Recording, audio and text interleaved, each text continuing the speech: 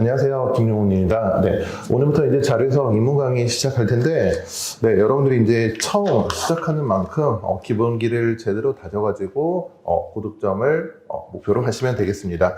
네, 일단 여러분들 지금 보고 있는 교재로 진행이 되고, 전체적으로 이제 총 대여섯 개 파트로 이제 이루어져 있는데, 이제 중요한 건 뭐냐면 여러분들이 이 입문 강의에서 배우는 가장 기초적인 부분을 잘 숙지하고, 그리고 아마 마지막 주차에 진행이 돼 곱셈 비교와 분수 비교를 내가 이걸 좀 명확하게 해야겠다라고 생각해 주시면 되겠습니다.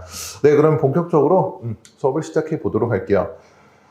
교재 이제 두 번째 페이지부터 보시면, 이제 여러분들이 뭘 잘 생각해야 되냐면, 어차피 이제 자료 해석, 이제 필세 전체적으로도 마찬가지지만, 자료 해석에서 여러분들한테 어떤 자료가 줄지, 그리고 어떤 식으로 물어볼지는 이미 데이터가 많이 쌓여 있어요. 근데 자료 자체는 아마 여러분들이 생소하게 보는 경우가 많을 거예요. 그래서 이제 오늘 첫 시간이니까 미리 간단하게 말씀을 드리면, 먼저 여러분들이 생각하는 그 자료라는 것은 세 가지가 있다라고 보시면 돼요. 먼저 크게 표, 그 다음에 그림, 그리고 보고서. 이 세 가지를 우리가 해석하는 영역이 자료 해석이다라고 간단하게 생각하시면 될 것 같고, 네, 그래서 이제 여러분들이 문제를 일단 파악한 시간이 필요해요. 그래서 여러분들 교재 보시면 첫 번째, 문제를 읽고 이제 궁극적으로 묻는 바에 체크한 다음 부가 정보를 획득하자라고 보시면 되겠습니다. 그래서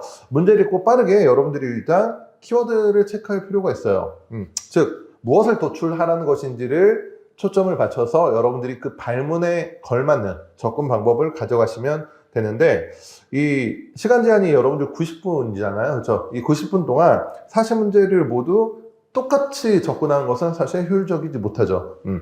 그래서 이제 전체적으로 발문을 좀 보도록 할게요. 제가 최근 출제 문제 예시를 가지고 왔는데, 보통 이제 이런 식으로 나오는 경우가 많아요. 어떤 자료이다, 옳은 것은, 또는 옳지 않은 것은, 이런 식으로 이제 발문으로 물어보게 되고, 그 다음에 세 번째로 이렇게 뭐 특정 항목 B, C, D에 해당하는 것을 뭐 나열해봐라 라고 나오는 경우가 있죠. 여기도 IT 산업 3개가 주어져 있는데, 여기서 2017년 각국의 IT 산업 3개 분야의 인수합병 분야 건수의 뭐 합을 도출해봐라, 이런 식으로 발문이 제시되기도 합니다. 그리고 이제 5번처럼 생산직 133, 사무직 87 이런 식으로 묻는다면 직접적으로 수치를 주는 거니까 체크를 해야겠다, 이 정도 일단 기억을 하셔야겠죠. 그 다음에 이제 두 번째로 6번 재건당 재해 손실 일수가 가장 큰 연도 그리고 가장 작은 연도 물어보는데, 제가 뒤에서 다시 한번 언급은 해드리겠지만, 여기서 뭐뭐 당 뭐뭐라고 주어진 경우는 항상 이 당을 기준으로 제가 이렇게 선을 그어 보도록 할게요. 그럼 이 선을 기준으로 재 건수가 분모, 재 일수가 분자라고 보시면 되겠습니다. 그래서 여러분들이 간단하게 A당 B라면 항상 A분의 B의 구조이구나 라고 기억을 해두세요. 네, 그 다음 이제 7번째로 사용되지 않는 자료를 골라봐라. 그쵸? 그 다음에 추가로 필요한 자료만 골라봐라 라고 지금 주어져 있습니다. 그래서 아까 말씀드린 대로 별 내용이 없다면 내가 이 문제를 푸는데 옳은 것을 찾는 것인지 또는 틀린 것을 찾는 것인지 확실하게 시각적으로 표시를 해두세요. 이게 가장 기초적인 작업인데, 여러분들이 나중에 문제 풀 때 이걸 헷갈려가지고 실수한 경우가 종종 발생해요. 그래서 지금 여러분들이 시작하는 시점부터 시각적으로 여러분들이 확실하게 표시를 해가지고 문제를 푼다라고 생각하시면 되겠습니다. 그 다음에 이제 두 번째로, 아까 제가 위에서도 체크해 드렸지만, 여러분들 그 3번부터 8번까지 쭉 보시면 단순히 옳은 것이냐 옳지 않은 것이냐를 묻지 않고 다양하게 발문의 형태가 주어져 있죠. 이런 경우에는 여러분들이 반드시 키워드를 체크하실 필요가 있다라는 거죠. 특히 이런 거 있죠. 아까 말씀드렸듯이 일부 항목만 묻거나, 그쵸? 또는 세계 정보를 알려주고, 또는 추가적으로 제시하는 경우, 이런 것을 꼭 체크해 주시고, 그리고 아까 제가 분수의 구조로 알려드렸던 뭐뭐당 뭐뭐의 뭐 최대이다, 최소이다 라고 이걸 체크하시면 되겠네요. 그 다음에 이제 마지막 두 개의 발문에서는 좀 이걸 특이한 형태, 즉 특수 형태라고 여러분들 일단 이해하시면 되는데, 사용되지 않은 자료를 찾거나 또는 추가로 필요한 자료를 찾는다라는 것은 여러분들이 앞으로 배우겠지만 별도의 연산 과정이 필요하지 않다라고 생각하시면 되겠습니다. 네, 그래서 일단 가볍게 우리가 발문의 구조를 봤을 때 이러이러한 부분들을 체크한다라는 것을 오늘 가볍게 이해하시고, 그 다음 넘어가서 두 번째, 제목, 단위, 항목 각주를 체크해서 이제 자료의 구조를 파악한다 라고 되어 있죠.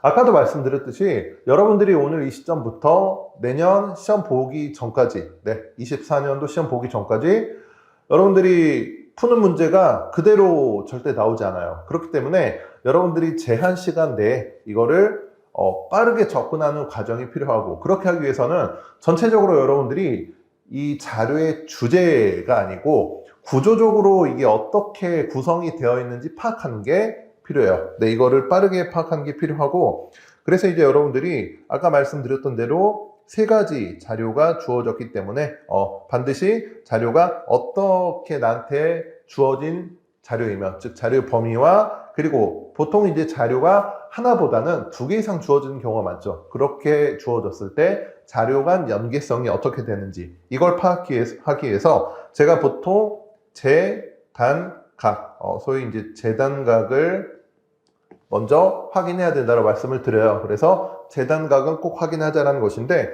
재단각의 첫 번째가 제목이에요. 그래서 자료의 제목을 파악해서 무엇에 관한 자료인지 일단 파악을 하셔야 되고, 그 다음 두 번째로 자료가 두 개 이상 주어진 경우에는 키워드 중심으로 이걸 체크한 다음에 공통점을 기준으로 차이점이 무엇인지 반드시 체크해가지고 여러분들이 시각화해야 돼요. 그러니까 여러분들이 자료를 볼 때 이게 무슨 자료이다 라고 그냥 이해하는 것과 이게 어떠한 점에서 공통점이 있고 차이점이 있으니까 내가 이 부분을 다시 돌아보더라도 시각적으로 빠르게 확인할 수 있게 체크하겠다, 이걸 구분하시면 되겠습니다. 네, 그래서 이 모든 과정을 여러분들이 문제 풀기 전에 시간을 줄이는 과정이다라고 보시면 돼요.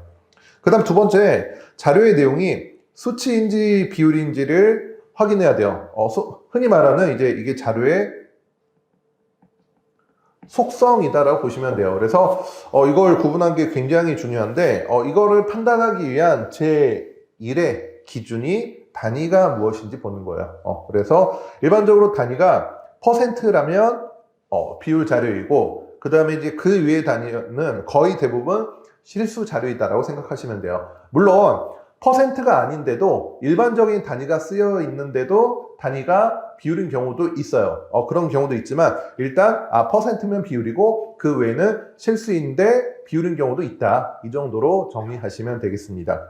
그래서 이 비율인지 실수인지를 판단하는 중요한 이유가 뭐냐면, 이 실수라는 것은 비교 가능한 절대적인 수치이지만 비율이라는 것은 일정한 기준에 의한 상대적인 수치이기 때문에 결국 이게 중요해요. 어떤 상황에서도 비교를 할 수 있는가? 실수. 특정한 상황에서만 비교를 할 수 있는가? 비율. 이거를 구분을 해야 되겠습니다.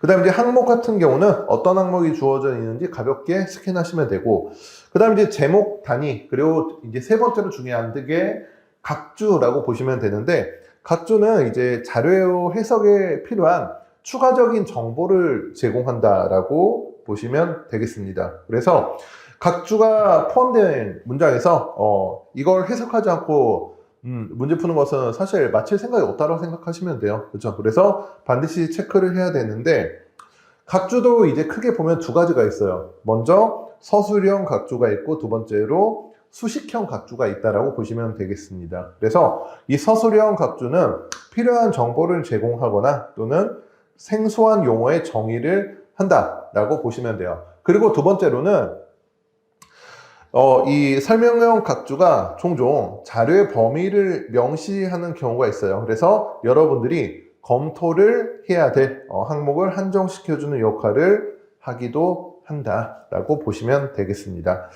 네, 그 다음에 이제 마지막 수식형 각주는 보통 이제 각주에서 분수식이나 계산식의 형태가 두 개 이상 주어지는 경우가 많죠. 네, 이거를 여러분들이 파악하고 반드시 공통적인 요소 그리고 차이가 나는 요소 위주로 보셔야 된다라고 보시면 되겠습니다. 그래서 이거를 정리해가지고 문제 풀어야 되고, 제가 지금 말씀드린 재단각, 즉 제목, 단위 각주를 체크한다. 이게 가장 기본적으로 여러분들이 문제를 풀 일종의 워밍업 과정이다라고 보시면 되겠습니다.